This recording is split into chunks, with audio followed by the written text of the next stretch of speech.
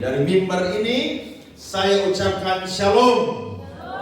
Haleluya. Mari kita buka kitab kita di seri yang ketiga pagi hari ini tentang Yesus Kristus, nama yang dapat dipercaya. Dan saya akan khotbah di seri yang ketiga ini tentang di dalam nama Tuhan Yesus Kristus ada kesembuhan. Saudara percaya itu? Kisah Rasul pasal 3 ayat 1 sampai 10. Saya mulai. Petrus menyembuhkan orang lumpuh. Pada suatu hari menjelang waktu sembahyang, yaitu pukul 3 petang, naiklah Petrus dan Yohanes ke bait Allah. Ayat 2, saudara.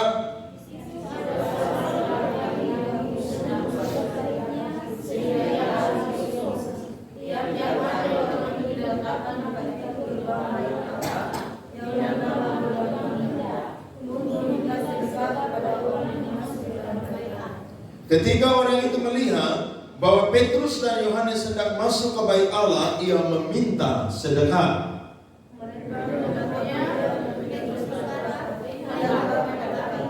Lalu orang itu menatap mereka dengan harapan akan mendapat sesuatu dari mereka.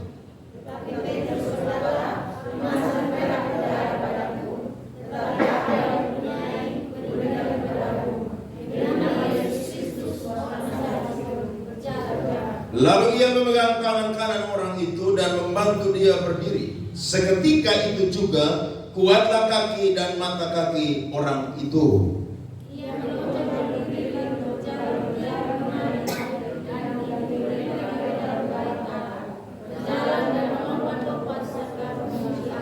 Seluruh rakyat itu melihat dia berjalan sambil memuji Allah sama-sama. Lalu mereka mengenal dia sebagai orang yang biasanya duduk meminta sedekah di gerbang indah bait Allah, sehingga mereka takjub dan tercengang tentang apa yang telah terjadi padanya. Beri tepuk tangan untuk pembacaan firman Tuhan ini yang keras, saudara-saudara. Amin, amin. Peristiwa ini sangat luar biasa karena bukan hanya terjadi kepada orang yang lumpuh yang lebih 40 tahun, tetapi peristiwa ini pun juga terjadi, saudara-saudara, bagi Petrus dan juga Yohanes. Karena mereka adalah orang-orang yang dulunya tidak pernah bermimpi bahwa mereka itu bisa dipakai oleh Tuhan dengan dahsyat dan luar biasa. Mereka mantan penjala ikan, mereka adalah orang-orang biasa, status sosial mereka rendah, bahkan mereka tidak terpelajar. Tetapi saudara-saudara, waktu mereka meresponi panggilan Tuhan, maka mereka itu, saudara, diberikan otoritas, diberikan kuasa dari Tuhan untuk bisa melakukan karya-karya Tuhan yang mereka itu lanjutkan. Salah satu yang mereka perbuat itu adalah mereka bisa menyembuhkan orang yang sakit. Saudara lihat bahwa di dalam Kristus saya dan saudara dimampukan untuk melakukan perkara-perkara yang besar. Orang yang percaya kepada Yesus, yang menerima Tuhan Yesus, dia akan diberikan perkara-perkara yang besar yang tujuannya adalah untuk kemuliaan nama Tuhan. Sebab salah satu yang Yesus perbuat sebelum dia naik ke Kalvari, dia mati, bangkit pada hari ketiga dan naik ke surga adalah dia itu melayani dengan menyembuhkan orang sakit. Jadi saudara, tidak boleh anti yang namanya pelayanan kesembuhan ilahi. Saudara harus percaya bahwa sampai hari ini Tuhan masih menyembuhkan orang yang sakit. Saya tidak peduli dengan komentar-komentar dari pendeta-pendeta yang anti tentang pelayanan kesembuhan ilahi. Yang saya percaya adalah Tuhan masih bekerja sampai hari ini. Yang pastinya apa yang Tuhan kerjakan itu sesuai dengan kebutuhan daripada orang yang membutuhkannya. Ingat, mujizat itu bukan murahan. Mujizat itu bukan sesuatu yang sangat-sangat mudah didapat. Tidak. Ketika di situ ada kebutuhan, maka Allah akan bekerja dan di situ perkara ajaib akan terjadi. Ada amin saudara? Jadi kita akan belajar pagi hari ini saudara-saudara, ternyata nama Tuhan Yesus Kristus itu saudara-saudara berkuasa untuk menyembuhkan orang sakit. Orang ini kerjanya tiap hari saudara diletakkan di depan pintu gerbang bait Allah untuk meminta sedekah. Ini menarik karena sedekah itu adalah salah satu kewajiban orang Yahudi yang harus diberi. Makanya saudara baca tentang pengajaran Yesus di Matius pasal 5, 6, dan 7. Salah satu hal yang Yesus ajar sebagai ajaran dasar iman Kristen adalah hal memberi sedekah. Nah, orang ini tahu bahwa ketika dia ada di bait Allah, waktu orang mau pergi beribadah, dia akan dapat uang atau akan dapat sedekah yang banyak. Dan tidak heran, selama 40 tahun lebih dia diletakkan di depan pintu gerbang bait Allah. Yang selalu diharapkan apa saudara-saudara? Uang. Yang selalu diharapkan apa? Pemberian. Yang selalu diharapkan adalah apa? Kebutuhan-kebutuhannya itu bisa tercukupi. Bahkan kalau saya bisa tambahkan, mungkin keluarganya taruh dia di situ supaya dia ini bisa menjadi salah satu yang mencari nafkah untuk keluarganya. Karena waktu orang mau pergi beribadah, saya yakin orang pasti tidak tega lihat orang yang apa? Minta sedekah. Di sini belum ada toh? Belum. Tapi coba kita dikagetkan, tiba-tiba ada orang yang duduk di situ minta sedekah. Saudara mau datang gereja di sini, kasih atau tidak? Coba yang kasih angkat tangan. Yang tidak kasih angkat tangan juga. Saudara kikir banget. Kasih sedekah aja nggak bisa. Nah, ini menjadi salah satu modal dari orang lumpuh ini untuk mendapatkan sedekah. Tetapi saudara-saudara, hari itu adalah kairos Tuhan untuk kehidupannya.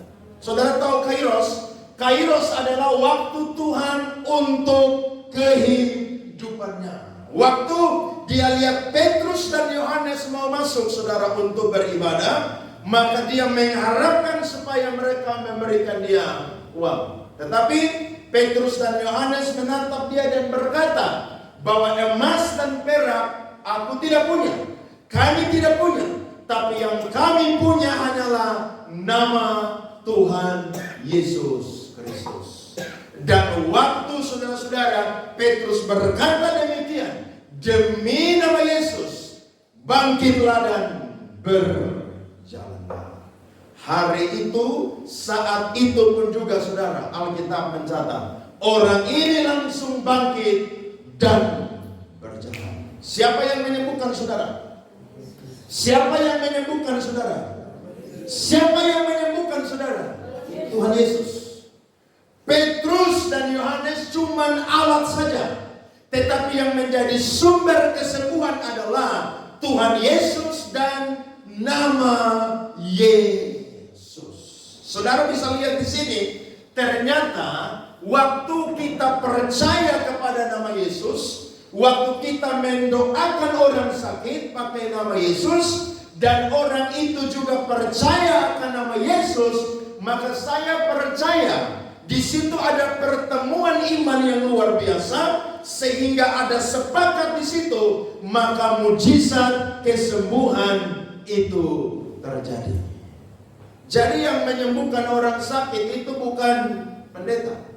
Ada satu kalimat menarik saya baca di Facebook, bunyinya begini. Waktu orang sakit, dokter mengobati, pendeta mendoakan, tetapi yang menyembuhkan adalah Tuhan Yesus Kristus. Amin saudara.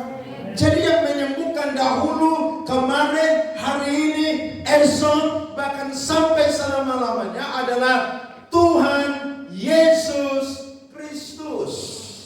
Makanya saya dan saudara harus percaya kepada nama Tuhan Yesus Kristus.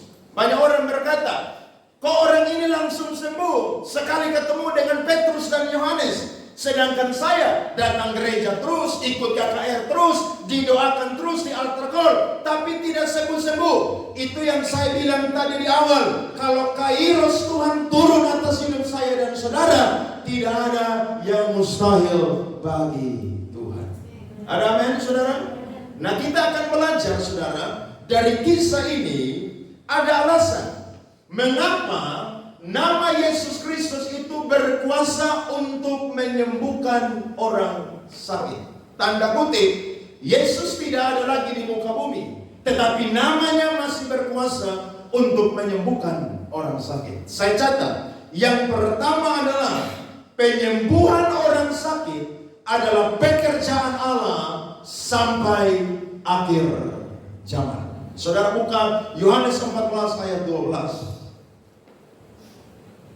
Yohanes pasal 14 ayat 12, Alkitab berkata, Aku berkata kepadamu, sesungguhnya barang siapa percaya kepadaku, ia akan melakukan juga pekerjaan-pekerjaan yang aku lakukan. Saudara stop. Apa pekerjaan yang Yesus lakukan waktu ada di muka bumi?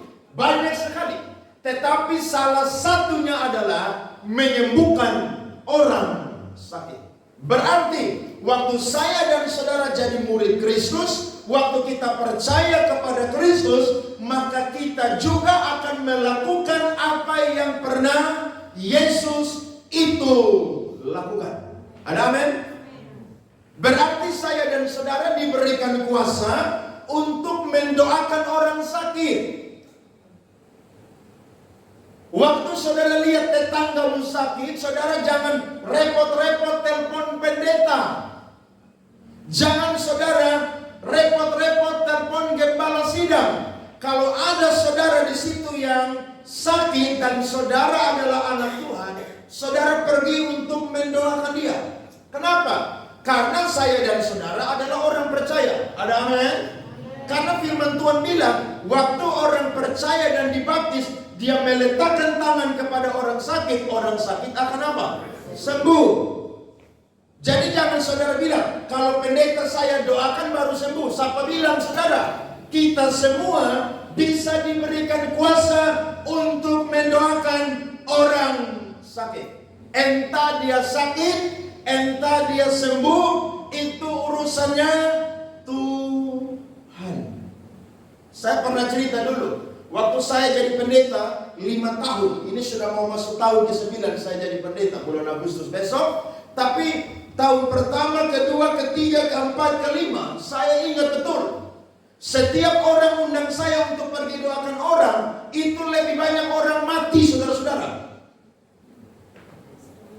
Saya doakan orang, saya balik, saudara pulang.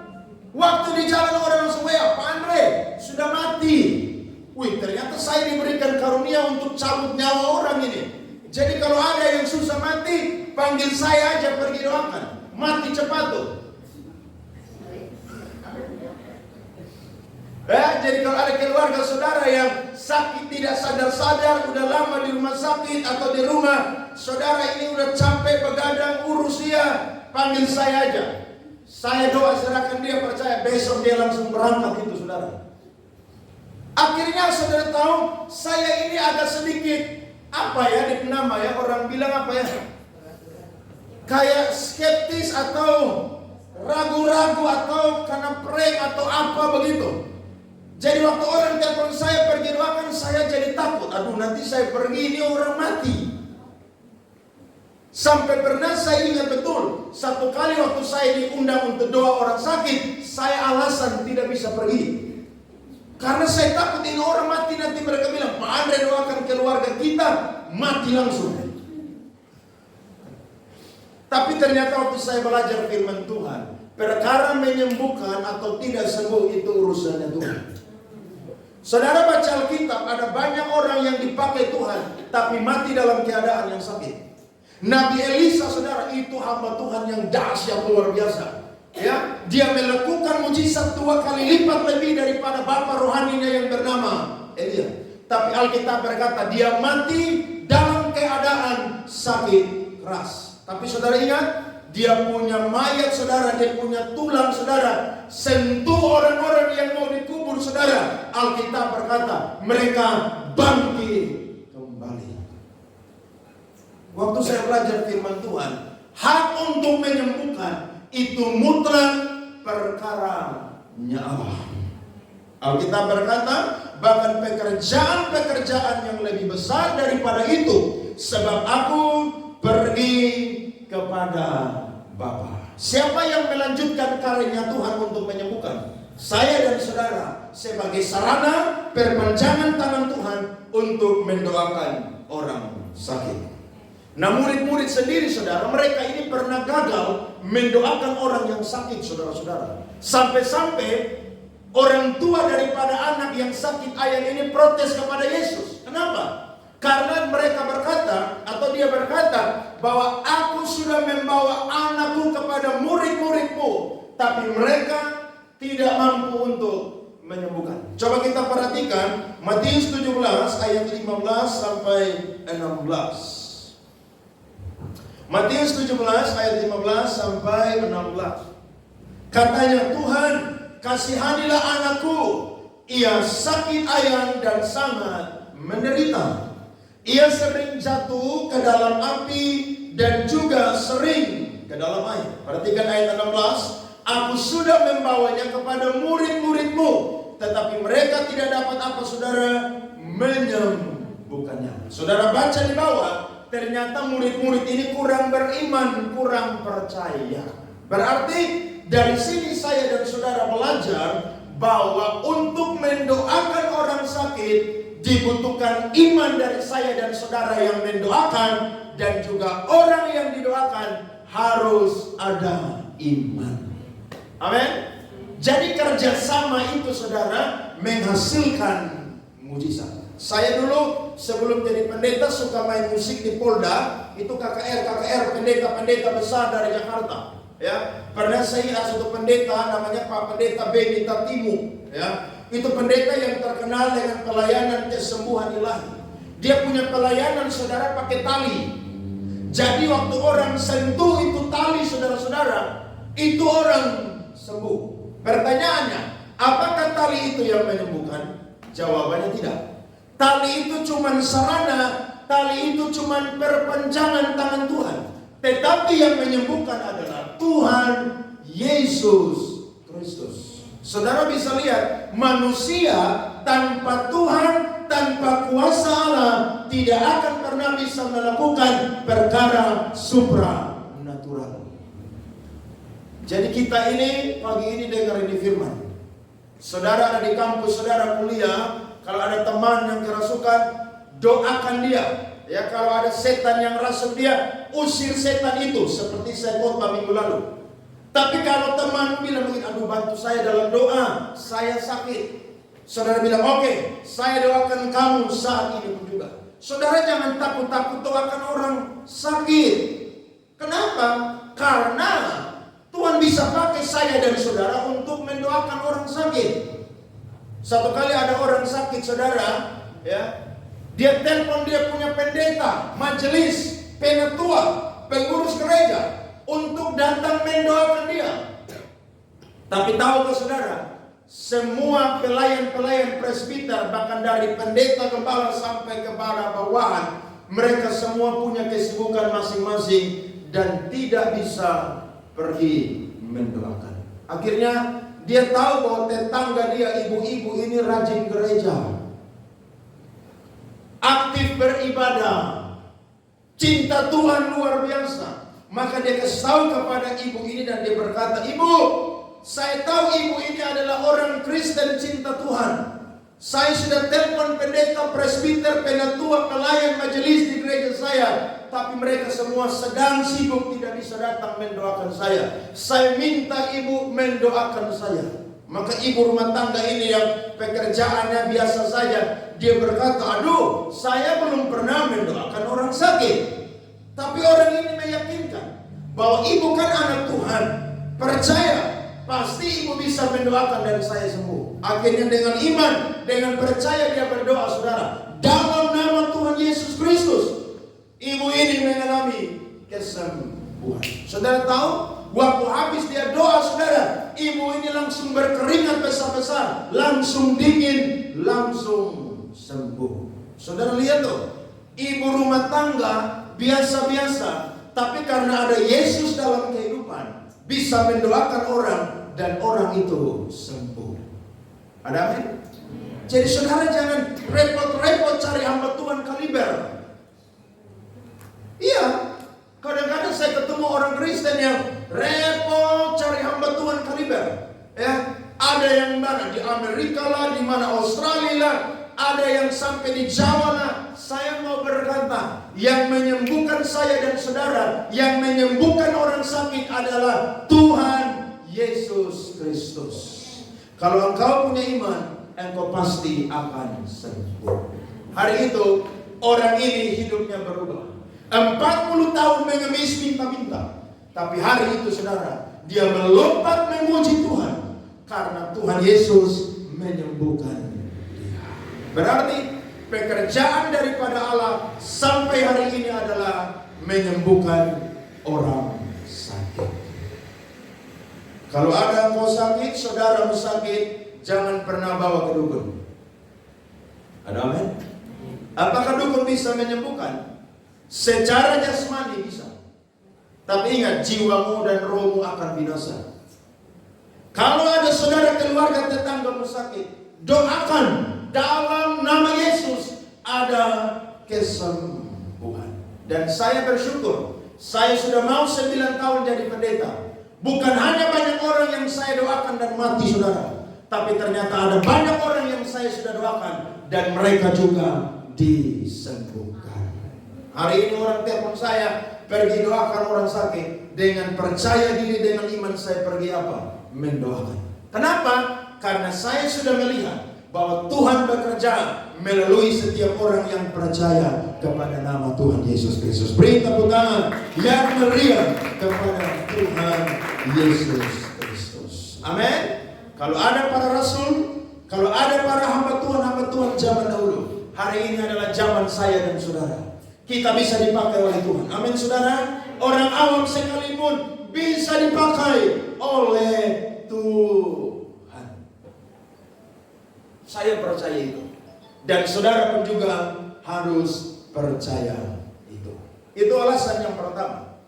Alasan yang kedua adalah penyembuhan orang sakit bertujuan supaya lebih banyak orang yang percaya kepada Yesus adalah Mesias. Orang Yahudi tidak percaya bahwa Yesus yang waktu itu sudah hadir adalah Mesias. Karena yang mereka percaya, Mesias yang hadir adalah Mesias yang akan memerintah secara politik. Mesias yang akan membebaskan mereka dari jajahan bangsa Romawi. Sehingga pada waktu Yesus mau naik ke surga, saudara ingat, murid-muridnya berkata, "Guru, Tuhan, kapankah engkau memulihkan keadaan Israel?" Karena memang yang mereka nantikan adalah pemulihan Israel secara pemerintahan, secara politis. Tetapi Yesus berkata, kalian tidak perlu berurusan dengan hal itu. Yang kalian lakukan adalah melanjutkan pekerjaanku yang telah aku rintis di muka bumi. Yakni apa? Menyembuhkan orang sakit. Dan tujuan daripada kesembuhan adalah supaya orang-orang pada waktu itu tahu bahwa Yesus adalah Sang Mesias yang dibicarakan di seluruh perjanjian lama. Saudara buka Lukas 24 ayat 27 dan ayat 44. Lukas 24 ayat 27 dan 24. Perhatikan, seluruh perjanjian lama bicara tentang Mesias, tentang Kristus. Lalu ia menjelaskan kepada mereka apa yang tertulis tentang dia dalam seluruh kitab suci, mulai dari kitab-kitab Musa dan segala kitab nabi-nabi. Ayat 44, ia berkata kepada mereka, inilah perkataanku yang telah kukatakan kepadamu ketika aku masih bersama-sama dengan kamu, yakni bahwa harus digenapi semua yang ada tertulis tentang aku dalam kitab Taurat Musa dan kitab nabi-nabi Mazmur. Pada waktu itu Alkitab belum ada. Yang ada saudara perjanjian lama. Dan orang Yahudi punya kitab namanya adalah Tanakh, Torah, Nebiim, Ketubim. Torah itu adalah 5 kitab Musa, Nebiim adalah kitab nabi-nabi, baik nabi-nabi besar, bahkan juga nabi-nabi kecil. Dan Ketubim saudara adalah tulisan-tulisan, yakni Mazmur, Amsal, Ayub. Bahkan ada ditambahkan namanya adalah Megilot, yakni kitab-kitab pengkhotbah dan lain sebagainya. Nah, orang Yahudi saudara, mereka punya kitab beda dengan kita.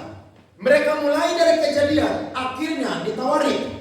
Tetapi orang Kristen punya kitab, mulai dari Kejadian, habisnya di mana saudara? Habisnya di mana? Habisnya di mana? Di Maleakhi.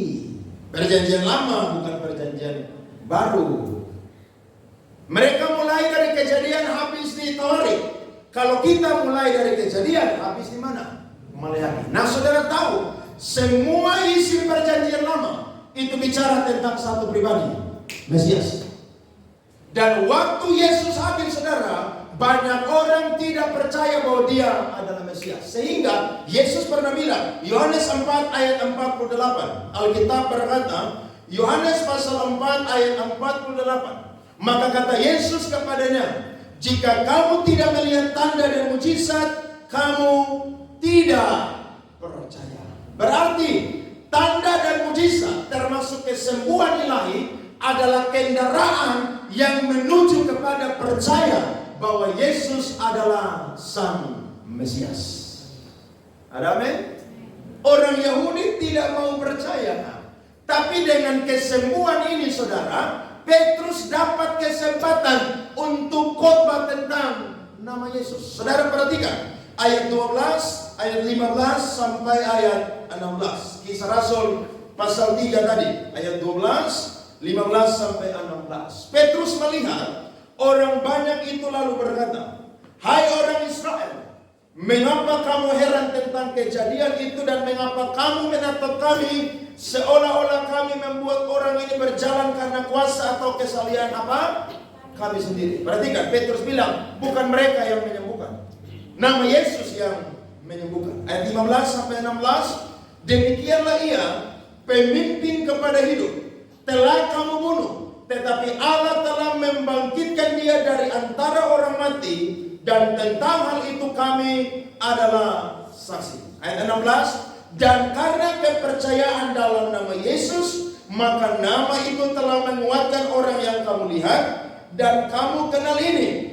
Dan kepercayaan itu telah apa saudara? Memberi kesembuhan apa? Kepada orang ini di depan kamu semua. Perhatikan ayat 19. Karena itu sadarlah dan bertobatlah, supaya apa saudara?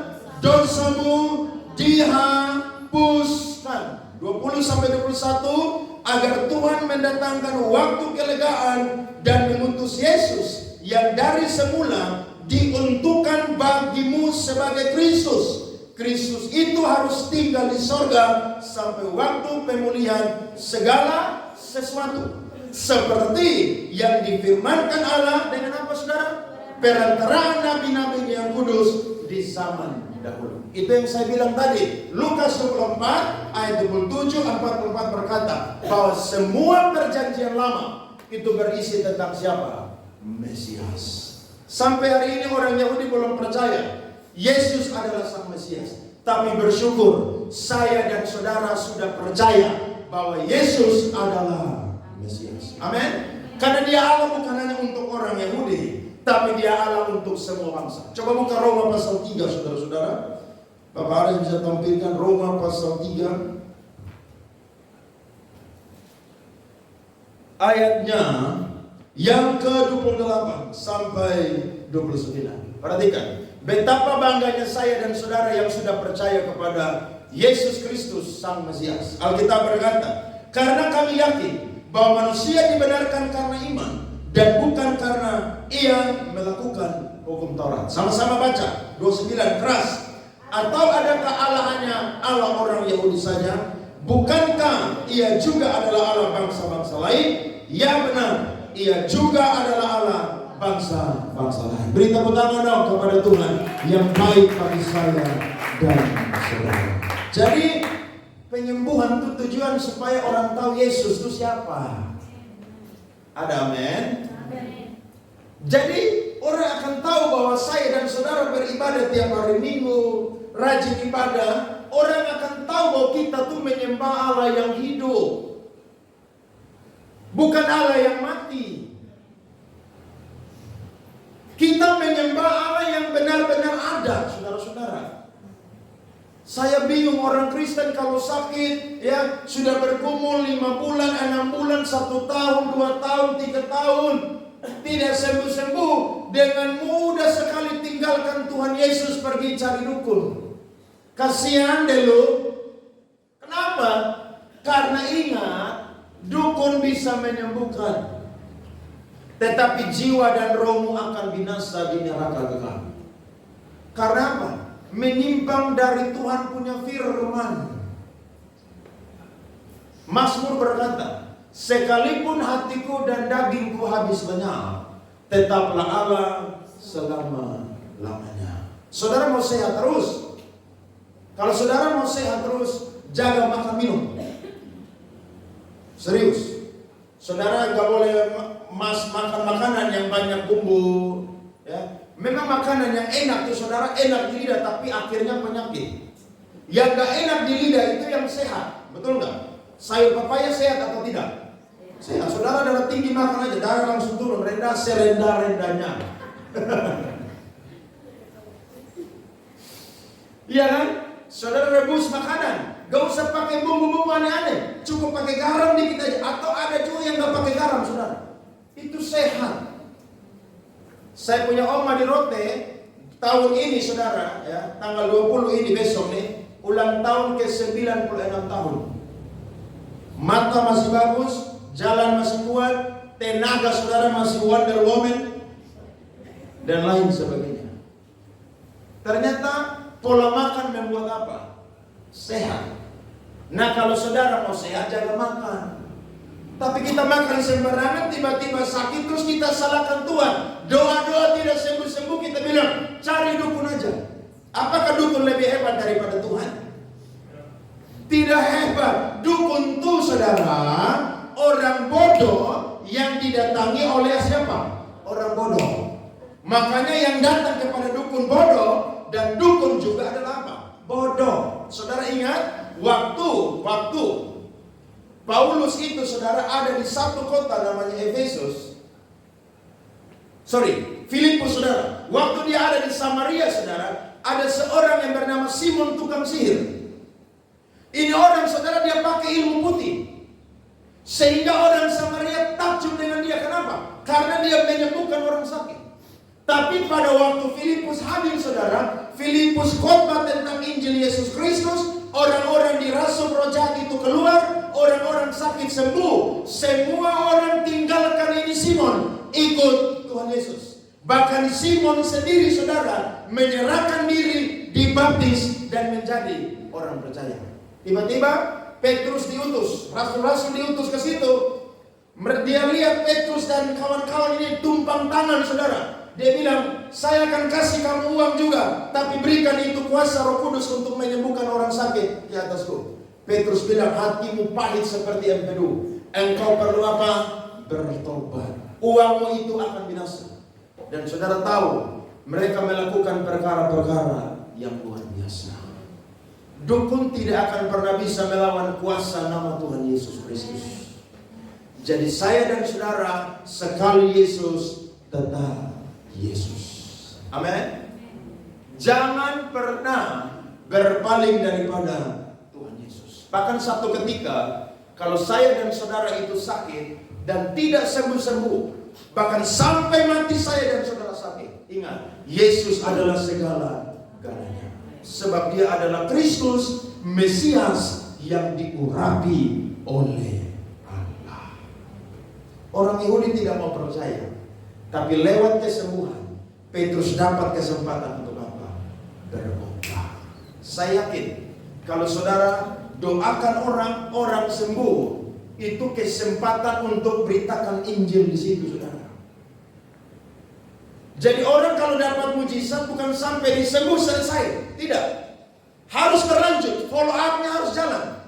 Kamu disembuhkan bukan karena saya, tapi karena Yesus yang menyembuhkan. Dan saya mau berkata, waktu kita beritakan Injil, saya percaya ada orang menolak, tapi saya yakin juga ada orang yang akan percaya kepada Yesus Kristus. Tantangan boleh banyak, tapi terus memberitakan bahwa Yesus adalah Mesias, Yesus adalah Kristus. Petrus bilang, demi nama Yesus, orang Nazaret itu bangkitlah dan apa? Berjalanlah. Ini yang membedakan Yesus orang Nazaret dengan Yesus yang lain. Saya dan saudara bersyukur sudah kenal dia adalah Mesias atau Kristus. Pegang dia, jangan pernah lepaskan dia. Jadi waktu saudara doakan orang sakit, habis doakan dia, jangan buru-buru pulang. Beritakan Injil. Amin. Karena ingat loh, keselamatan jiwa itu lebih penting daripada kesembuhan fisik.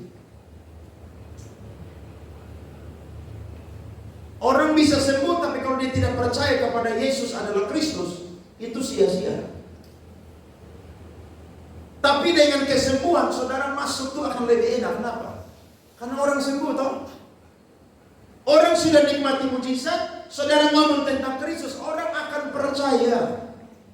Karena memang orang akan percaya kepada Kristus. Salah satu kendaraan yang Tuhan pakai adalah apa? Lewat tanda dan mujizat. Saya masih percaya sampai hari ini Tuhan masih bikin mujizat, tanda, bahkan kesembuhan ilahi. Bahkan saya selalu berdoa di rumah, Tuhan pakai saya dengan karunia-karunia rohani. Salah satunya adalah karunia untuk mendoakan orang sakit. Saya selalu berdoa supaya apa?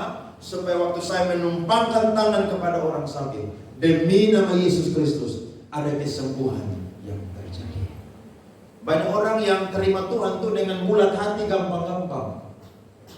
Tapi ada banyak orang, saudara, yang hatinya tuh keras lebih dari batu karang, saudara. Ya. Ada orang yang kita Injil, ayo percaya Yesus ya, langsung percaya tuh. Tapi ada saudara yang kita sudah ngomong ulang-ulang, kasih bukti firman Tuhan, kesaksian, hatinya keras lebih dari batu karang yang teguh, saudara-saudara. Tapi dengan mujizat, saya yakin itu salah satu kendaraan yang Tuhan akan pakai untuk Injilnya diberitakan. Saya ingat waktu ada seorang sida-sida, saudara, pulang dari Yerusalem beribadah. Dia sida-sida dari Ethiopia. Waktu Filipus habis melayani, maka Tuhan bilang begini, pergilah ke daerah selatan itu, karena ada seorang sida-sida dari Ethiopia baru pulang beribadah di Yerusalem. Ternyata waktu dia sampai, sida-sida ini sedang baca kitab Yesaya. Dan waktu dia baca kitab Yesaya, ternyata dia bingung maksudnya apa. Tetapi waktu Filipus ada di situ, dia bertanya, apakah maksud firman ini? Apakah berbicara tentang Yesaya atau tentang orang lain?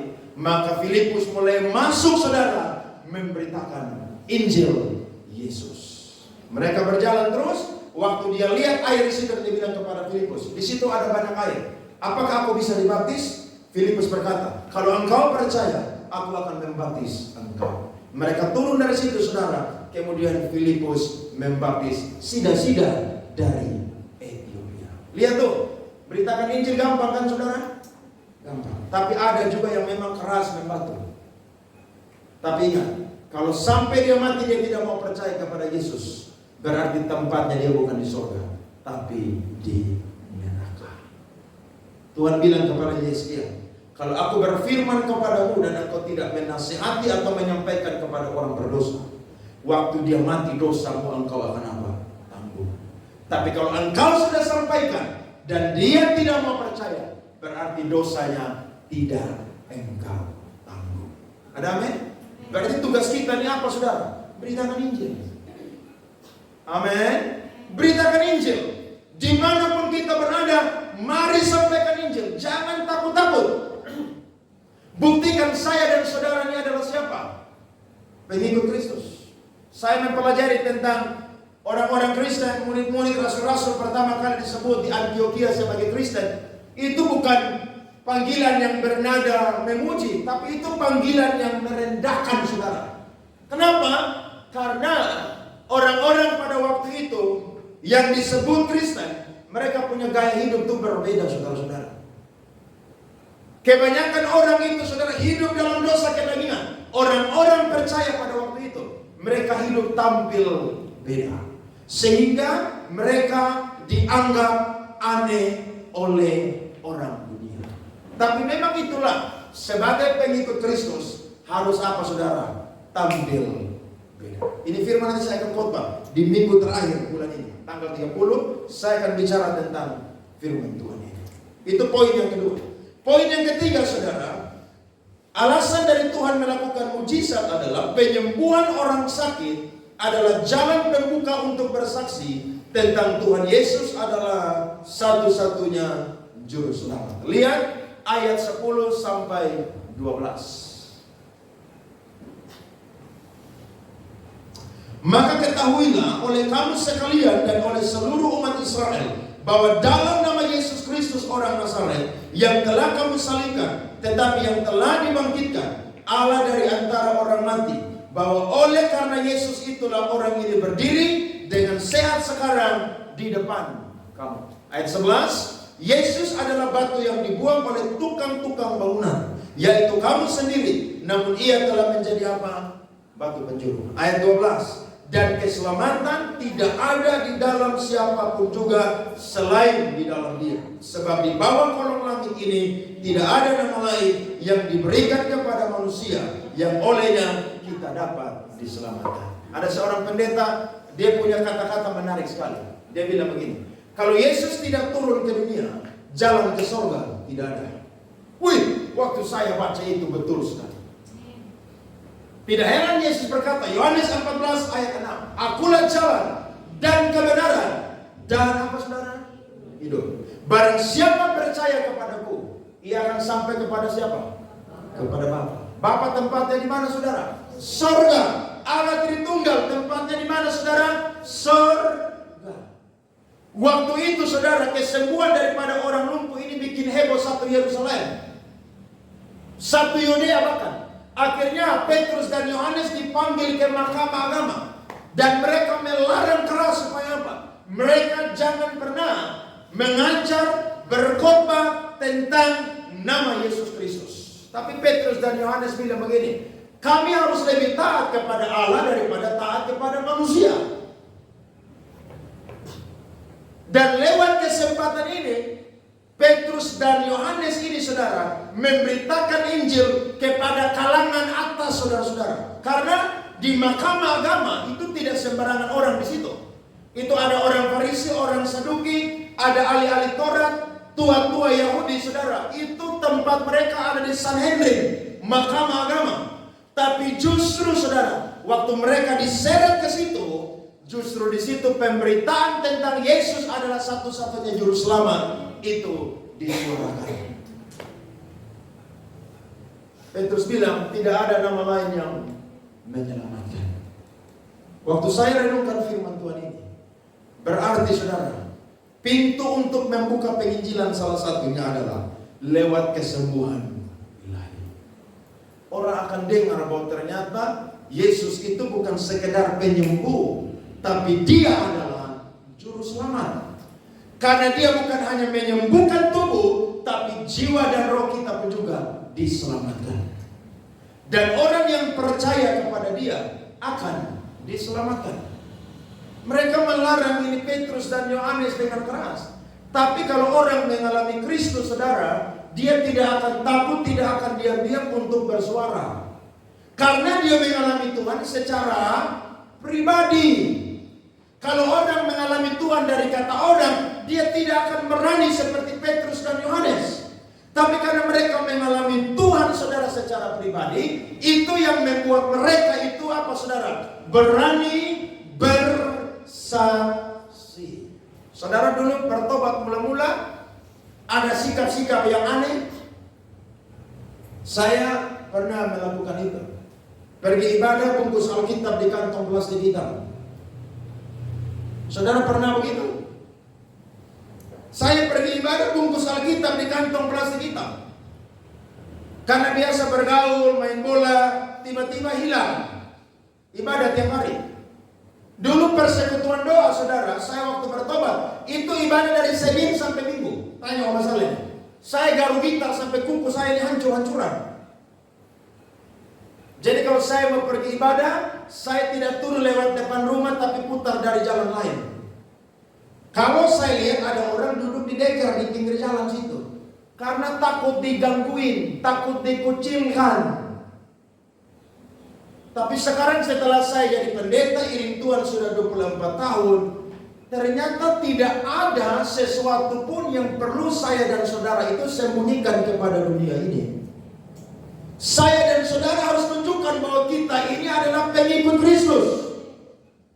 Pengikut Kristus salah satu cirinya adalah berani memberitakan bahwa Yesus adalah satu-satunya juru selamat. Di luar Yesus tidak ada keselamatan. Kamu mau buat baik seperti apapun, tidak akan pernah selamat. Ada orang bertanya kepada saya, Pak Andre, kalau orang tua kita dulu baik sekali tapi belum percaya kepada Yesus, apakah dia selamat? Tidak selamat. Karena ingat, keselamatan bukan karena jasa perbuatan baik. Keselamatan mutlak karena iman, karena kasih karunia daripada Allah.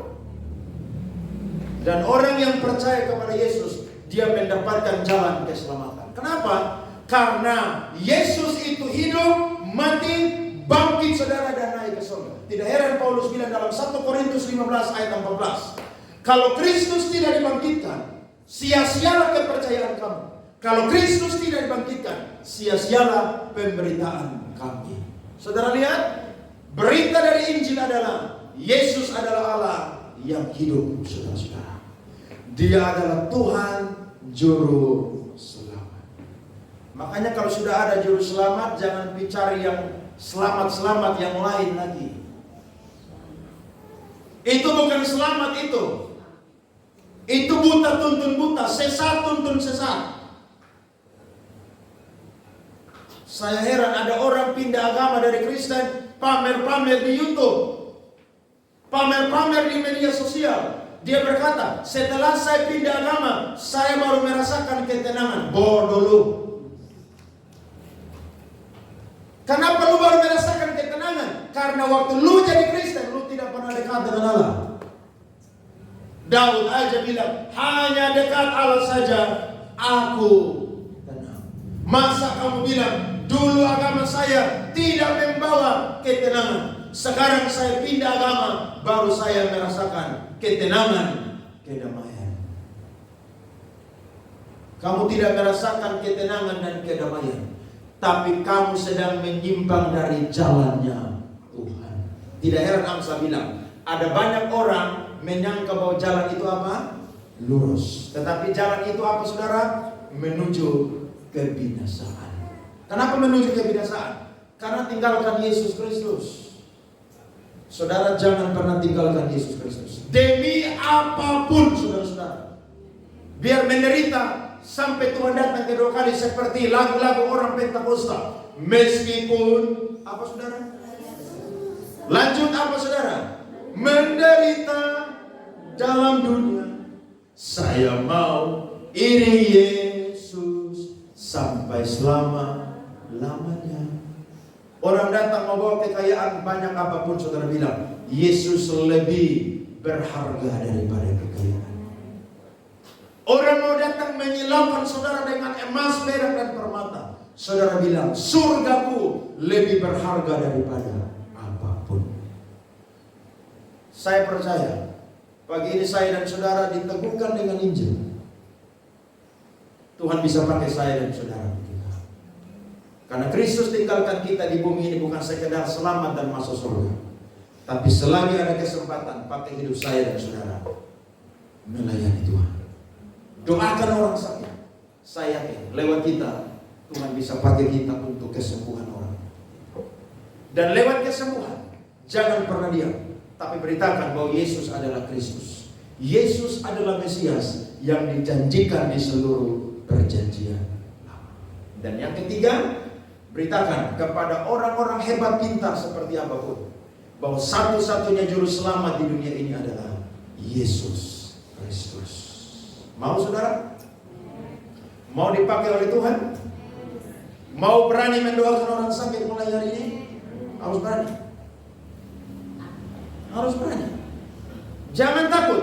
Saya percaya ada kuasa Tuhan yang ada di dalam kehidupan kita. Sebab roh yang ada di dalam diri kita lebih besar daripada apa saudara? Roh yang ada di mana? Di dalam dunia ini. Jadi saya tidak akan mau terima telepon WA malam-malam lagi tidur nyenyak jam 12, jam 1, jam 2, jam 3. Saudara bilang, Bagen tolong datang doakan orang sakit. Saya tidak akan pergi. Saya akan jawab, ada kamu di situ. Ngapain telepon saya untuk pergi apa? Ada amin? Jangan coba-coba ganggu saya. Lagi begadang, lagi mete. Saya punya badan saudara turun hampir 5 kilo. Karena tiap malam begadang jaga gate.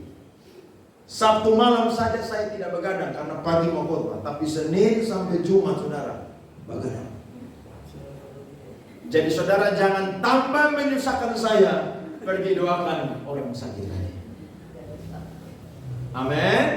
Kalau ada tetanggamu yang sakit, keluargamu yang sakit, saudara pergi.